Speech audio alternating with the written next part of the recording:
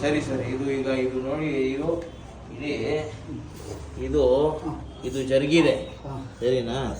ಇದು ನೋಡಿ, ಇಲ್ಲಿ ಊತ ನೋಡ್ಬೋದು ಎಷ್ಟಿದೆ ಅಂದ್ಬಿಟ್ಟು. ಹೌದು, ಯಾಕಂದ್ರೆ ಡೇ ಬೈ ಡೇ ಇನ್ಫೆಕ್ಷನ್ ಜಾಸ್ತಿ ಆಗುತ್ತೆ.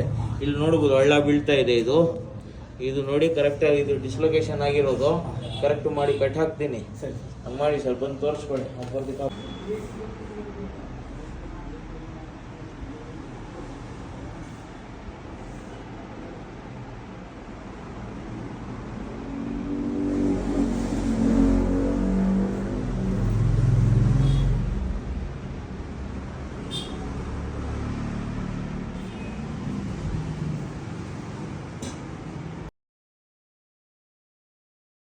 ಸ್ನೇಹಿತರೆ, ಅಸ್ಸಲಾಂ ವಲೈಕುಂ, ನಮಸ್ತೆ. ನಾನು ನಿಮ್ಮ ಎಲ್ಲರ ಪ್ರೀತಿಯ ಸಹಿ ಮಾತಾಡ್ತಾ ಇದ್ದೀನಿ. ನವಾಜ್ ಪ್ರಕೃತಿ ಚಿಕಿತ್ಸಾಲಯದಿಂದ.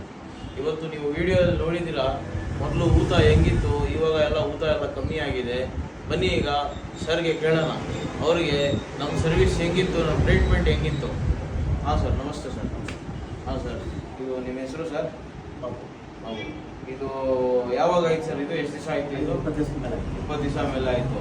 ಕಾಲವಾಗ ಹೆಂಗಿತ್ತು ಸರ್? ಹಾಂ, ಸ್ವಲ್ಪ ಜೋರಾಗಿ ಹೇಳಿ ಸರ್. ಖಾಲಿ ಕಟ್ಟಾಗ್ತಾ ಇಲ್ಲ, ಪೇಯ್ನು, ಊತ ಜಾಸ್ತಿ ಆಗ್ಬಿಡ್ತು.